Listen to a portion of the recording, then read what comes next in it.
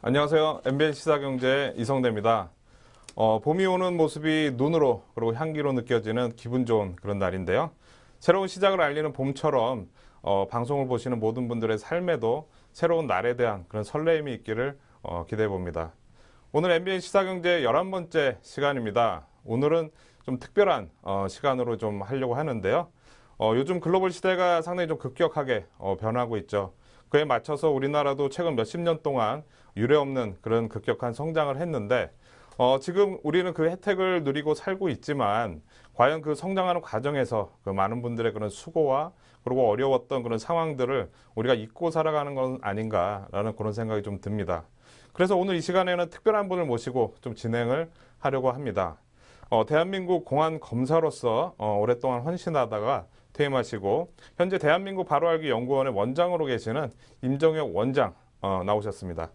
안녕하세요. 네. 네, 임정혁 원장은 서울중앙지검 공안부장 그리고 이제 서울고등검찰청 검사장과 그리고 형사부장 그리고 대검찰청 차장검사로 지내셨고요. 또한 법무연수원장으로 지내시다가 지난 12월 퇴임을 하셨습니다. 오늘 많은 이야기를 해주실 것 같은데요. 많이 좀 기대가 됩니다. 그리고 제 왼쪽에는 내외뉴스통신의 정승호 대표 나오셨습니다. 안녕하세요. 안녕하십니까. 네, 정승호 대표는 한국일보에서 사회부장, 그리고 경제부장, 그리고 이제 편집국 부국장으로 지내셨고, 현재 내외뉴스통신 사장이시고요. 그리고 내외경제TV의 자문위원이십니다. 얼마 전 내외뉴스통신 사장으로 취임하셨는데, 정승호 대표 요즘에 많이 바쁘시죠? 예, 제가 여기 온 지 이제 아직 한 달이 안 됐습니다. 한 달이 안 됐으니 제가 아무래도 뭐 배울 것도 많고 적응해야 할 것도 많아서 좀 바쁩니다. 하여튼 눈여겨봐 주십시오. 네. 감사합니다. 알겠습니다. 네. 자, 오늘 두 분 모시고 상당히 좀 재미있는 그런 이제 주제에 대해서 얘기를 나눠야 될 것 같은데요. 그럼 MBN 시사경제 지금 시작하도록 하겠습니다.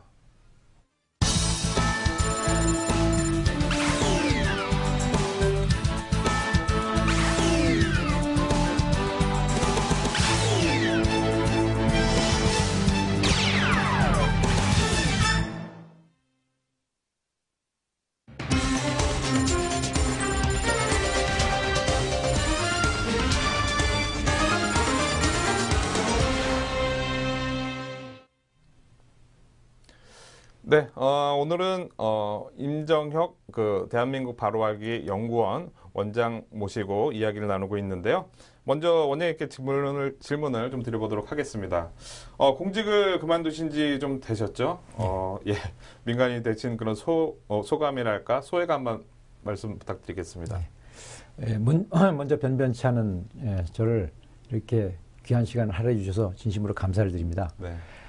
제가 검사로서 28년 9개월, 사법연수원 시절까지 치면 30년을 넘는 공직자로서 살아왔습니다. 한 2개월 전에 이제 공직을 그만두었는데요. 제가 공직을 그만두어서 많은 결심을 했습니다. 그 중에 하나가 선배로부터 공직을 그만두고 사회에 나가면 많이 다를 거다. 네. 그런 얘기를 많이 들어왔는데 저는 공직을 그만두면서 각오를 한 것 중에 하나가 네. 민간인이 되어서도 나와보니 다르더라 라는 말만은 하지 않겠다라는 결심을 했습니다. 한 2개월 됐는데요. 그동안 다양한 오히려 많은 것을 배웠지 아직까지는 나와보니 다르더라 라는 말을 하지 않았고 앞으로도 그 말만은 하지 않겠다 그런 결심에는 변함이 없습니다. 네, 그러시군요. 네, 공직에서 그것도 이제 공안 검사로서 거의 30년 가까이 근무해 오셨는데요.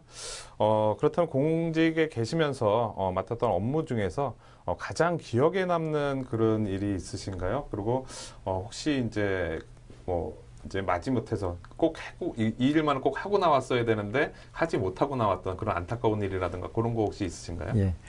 예, 저는 법무연수원이 마지막 공직이었습니다. 네. 근데 공교롭게도 용인에서 진천으로 공공기관 이전 정책에 따라 이전을 하는 시절에 제가 연수원장을 했기 때문에 네.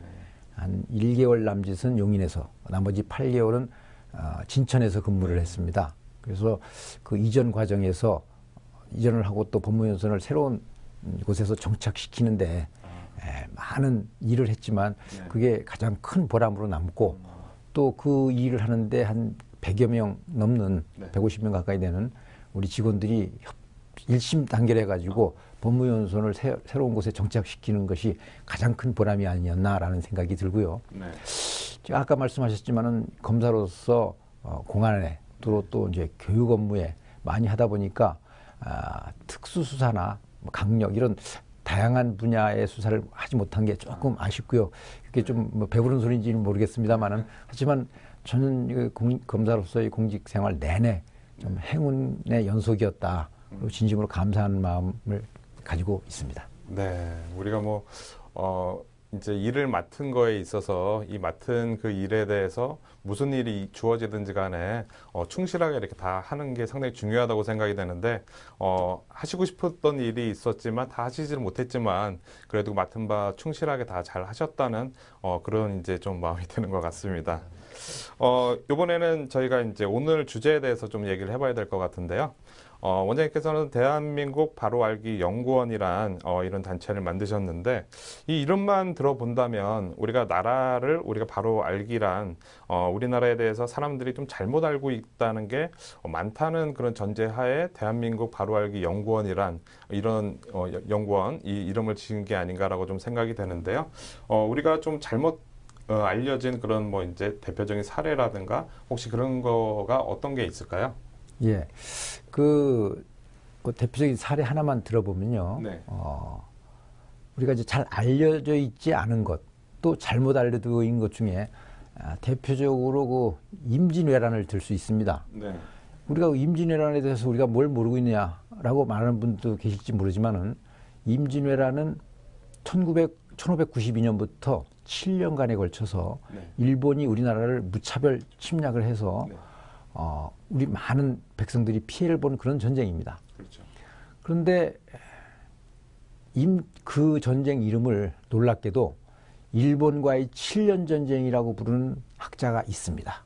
지금도 인터넷 검색창에 일본과의 7년 전쟁이라는 그 검색창을 두드리면 어느 분이 주장하는지 그 내용이 무엇인지가 나와 있습니다. 그러나 우리가 임진왜란이랄 때 하고 일본과의 7년 전이라고 할 때는 그건 완전히 다른 느낌을 갖게 되는 겁니다.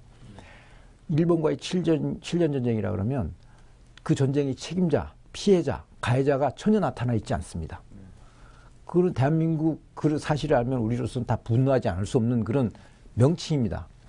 또한 그 전쟁을 일본에서는 도자기 전쟁이라고 합니다. 왜 도자기 전쟁이냐?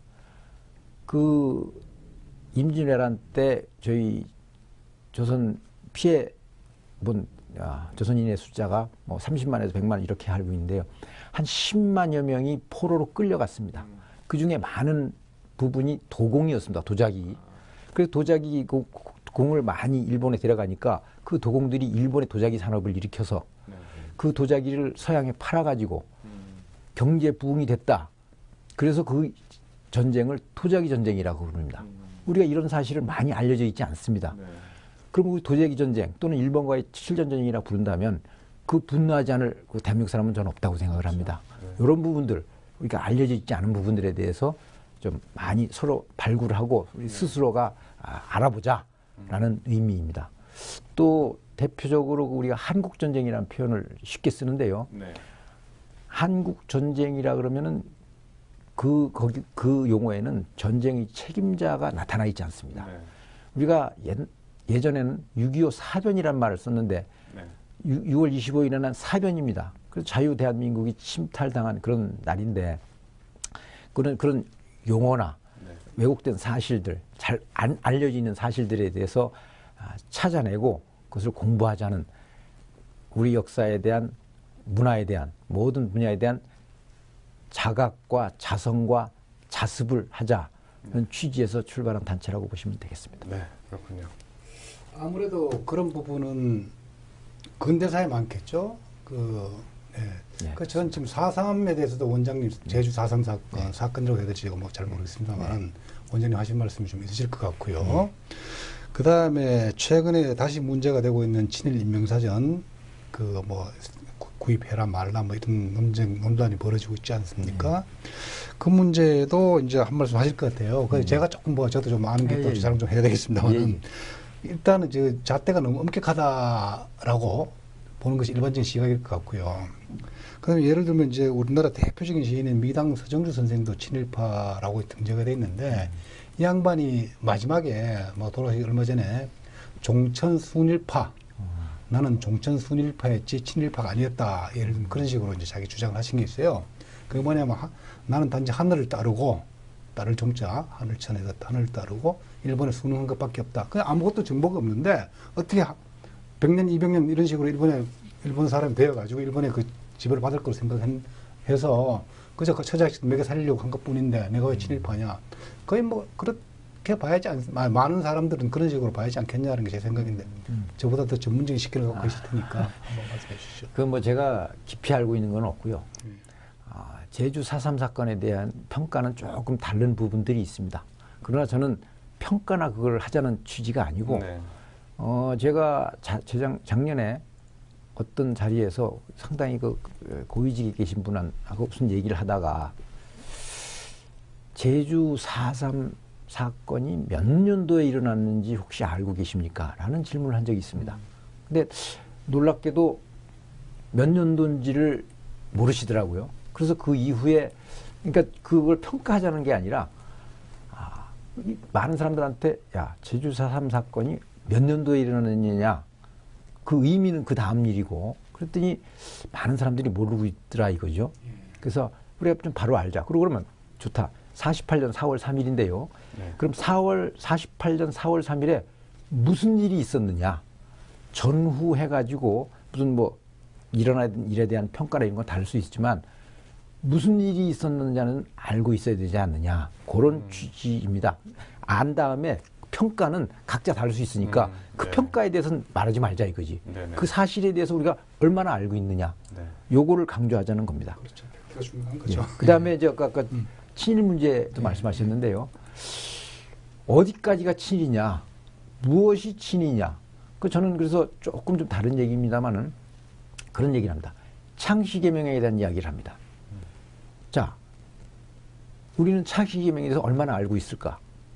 제가요 만나는 사람한테 그런 얘기를 자주 합니다. 1940년대에 살았던 당신네 할아버지의 성씨가 혹시 무엇인지 알고 있느냐? 라고 물어보면 대한민국 사람들의 대부분은 잘 알지 못하고 관심도 별로 없습니다. 그럼 창씨개명을 어느 정도 했고 어느 과정에서 이루어졌고 참고로 조선인의 한 80%가 창씨를 했습니다. 그럼 창씨를 했으면 다 친일파냐? 그런 의문을 던지는 겁니다. 그러니까 결론을 내자는 취지가 아니고 그럼 그 민족 말살 정책의 대표적인 사건으로 들 수 있는 창씨개명 사건. 그래서 과연 우리는 얼마나 알고 있느냐. 그다음에 평가나 그건 그 다음 일이라 이거죠. 그렇죠. 네. 우리는 창씨개명에 대해서 좀 공부를 하고 좀 알아보자. 이런 게 조목조목 네. 이런 걸 좀 알고 발굴하고 자각하고 자성하고자 하는 네.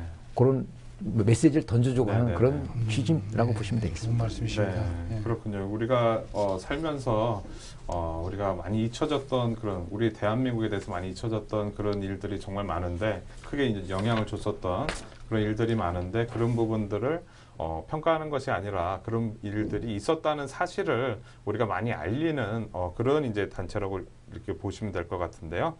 그런 목적들이 이제 이 대한민국 바로 알기 연구원을 창설하게 된 동기라고 보면 될 것 같은데 그렇다면 많은 사람들 그리고 이제 특히 젊은이들 같은 경우에 왜 그렇게 잘못 알게 되는 이런 상황이 나왔다고 보시나요?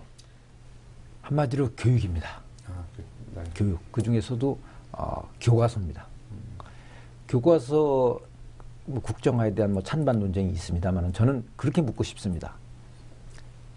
교과서 문제가 됐을 적에 지금도 압도적으로 국정화 반대하는 목소리가 높은 걸로 잘 알고 있습니다.